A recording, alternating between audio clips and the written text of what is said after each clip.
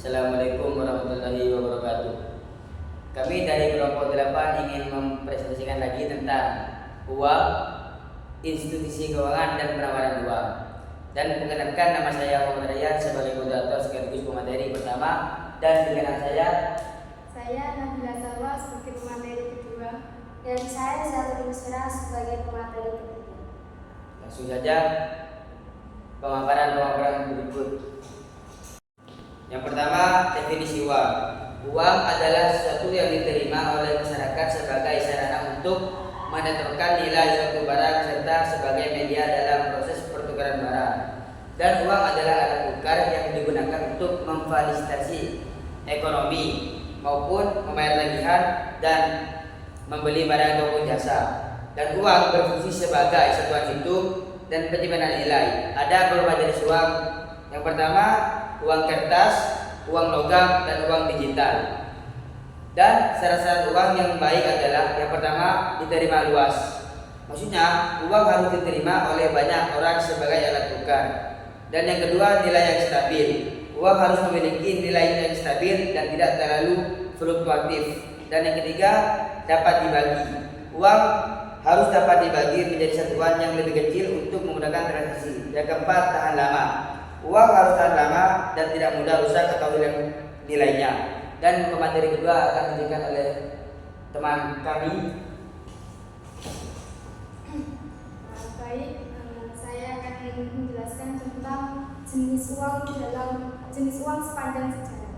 Nah, sepanjang sejarah itu kan uang telah mengalami perkembangan dari bentuk yang sangat sederhana hingga menjadi sumber keuangan modern seperti sekarang. Nah, berikut ini adalah tahapan-tahapan perkembangan uang. Yang pertama itu ada uang yang mula-mula sekali digunakan. Awalnya manusia itu tidak menggunakan uang yang seperti sekarang ini. Mereka itu memakai sistem barter. Nah, yang yaitu saling tukar barang sesuai kebutuhan. Misalnya kayak menukar beras dengan ikan. Namun sistem ini sulit karena harus menemukan orang yang membutuhkan barang tersebut. Yang kedua, penggunaan emas dan perak sebagai uang. Karena barter ini dianggap kurang praktis, manusia itu mulai menggunakan logam mulia seperti emas dan perak sebagai alat tukar. Logam ini tuh bernilai tinggi, tahan lama, mudah dibawa dan disepakati bersama sebagai alat pembayaran. Yang ketiga yaitu sebab berkembangnya uang kertas.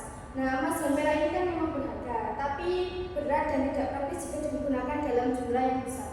Maka munculnya uang kertas itu sebagai bukti kepemilikan emas atau perak yang disimpan di tempat khusus, misalnya itu di bank. Nah, lama-kelamaan uang kertas ini diterima luas oleh masyarakat sebagai alat tukar menukar, meski tidak selalu bisa ditukar langsung dengan emas. Yang keempat, yang tadi yaitu perkembangan uang giral atau uang bank.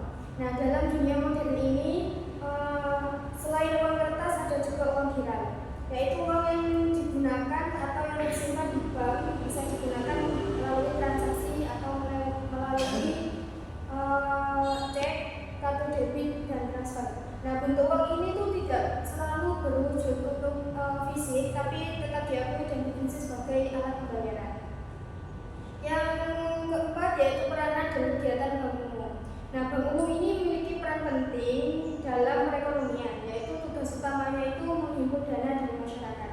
Nah, bank ini menerima simpanan atau tabungan dari masyarakat sendiri, menyalurkan dana kembali. Ya, dana yang dihimpun tadi yang dipinjamkan untuk kembali kepada pihak lain yang membutuhkan, seperti individu atau perusahaan.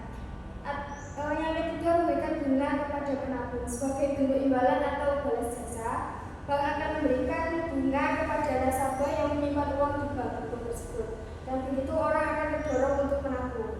Nah, yang kelima yaitu proses penciptaan uang giral.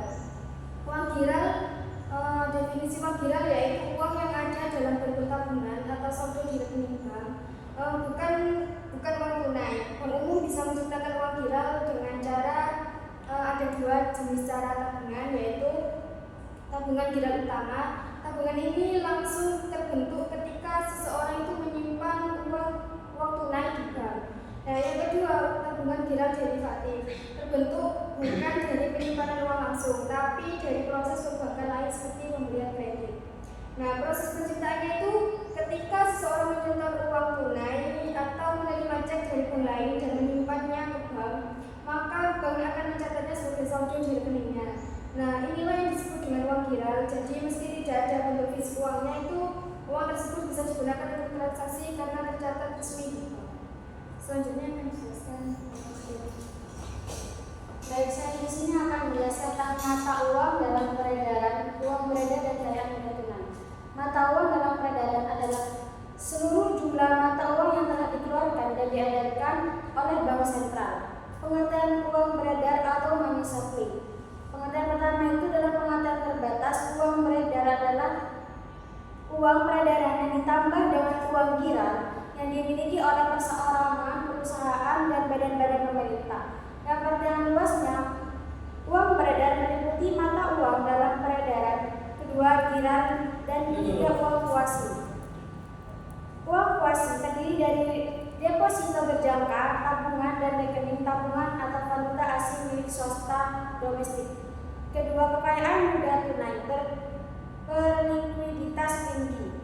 Kekayaan mudah tunai adalah harta-harta yang bersifat uang, yaitu jenis kekayaan yang dapat ditukarkan dengan barang atau uang dalam waktu yang cepat dan tanpa kerugian nilai. Mungkin cukup itu saja yang bisa kami sampaikan. Kurang lebihnya mohon maaf. Assalamualaikum warahmatullahi wabarakatuh.